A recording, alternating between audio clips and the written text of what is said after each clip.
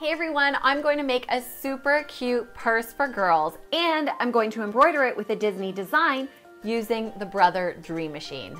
I'm upcycling a pair of jeans for this project. You'll also need fabric scissors, embroidery thread, embroidery bobbin thread,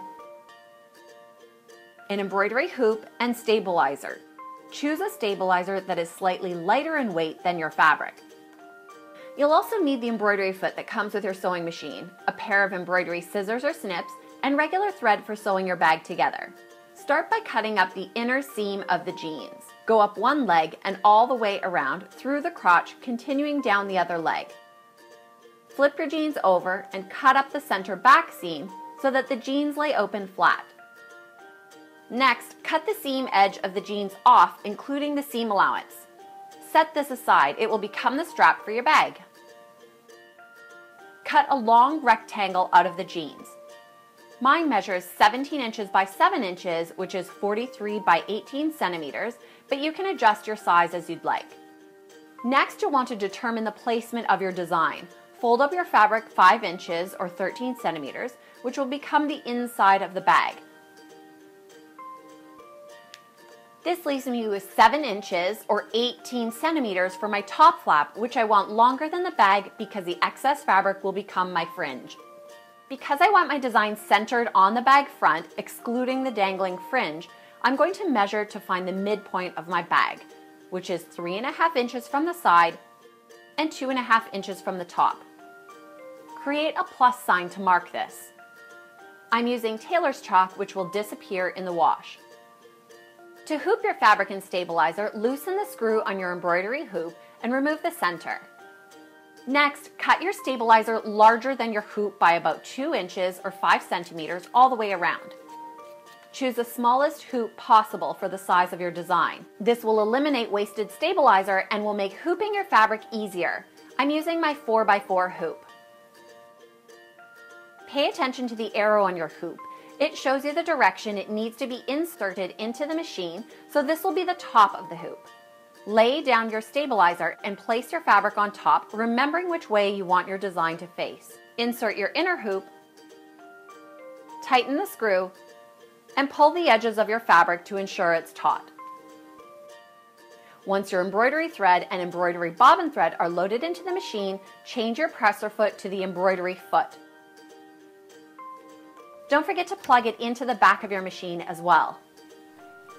Slide your hoop into the machine carriage unit in the direction of the arrow and lock it in using this lever. From the home screen, select Disney and choose a design you like. Let's start with something simple like this Minnie Mouse name. On the screen, you will see the size of the design, the stitch count, the time it will take the design to stitch, and the number of color changes there are. You will also see the recommended thread color here, and more would be listed if the design had more colors. Now you click Set, which will take you to this screen. Here you can edit the design, resize it, rotate it, and reposition it. The default position is centered in the hoop, which is where I'll be keeping it. When you're done, click Embroidery. On this screen, if you click this box and click it again, the machine will show you an outline of the outer edge of your design. This way you can be certain of the design placement before you begin to stitch. You can also use these individual buttons to point out the corners and outside edges of your design. Once you're ready, press this button to lower the presser foot. The arrow will turn green and your machine is ready to embroider.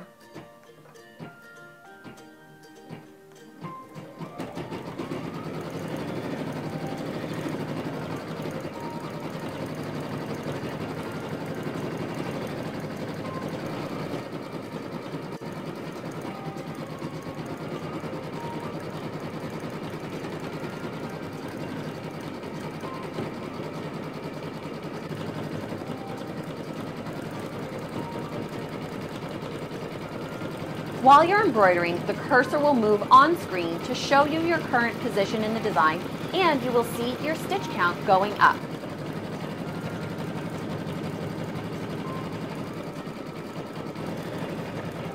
Once your design is complete, the machine will automatically cut the thread and raise the presser foot.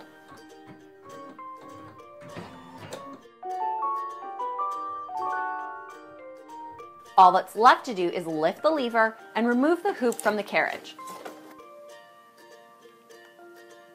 After taking your fabric out of the embroidery hoop, make sure you cut your jump stitches.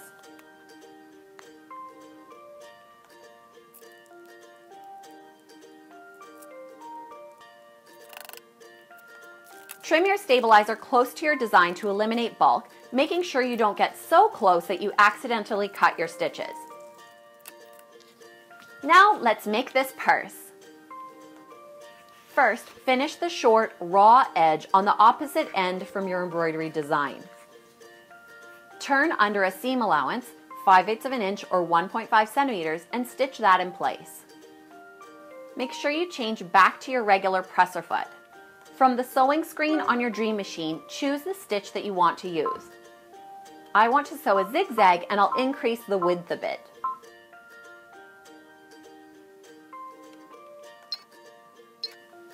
Because I'll be fringing the bag, I want to play up the distressed look.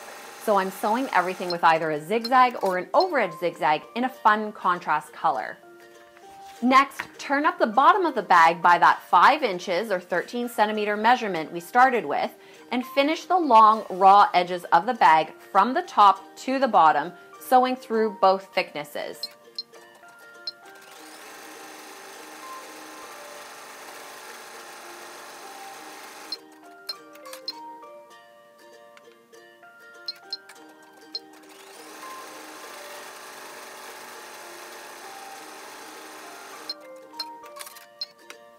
You can either leave the strap as is or do an overedge zigzag finish on it as well. To attach the straps, tuck each end behind the bag. You'll do a zigzag through all thicknesses without catching the top flap to hold the strap in place.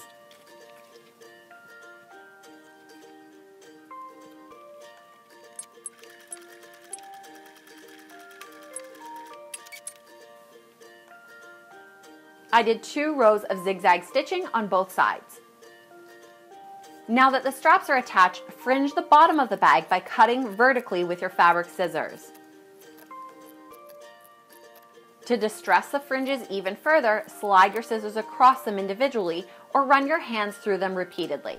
And here it is. This project is adorable and easy to make. Feel free to tag me in the next project you make with your Brother Dream Machine. I'd love to see what you're working on.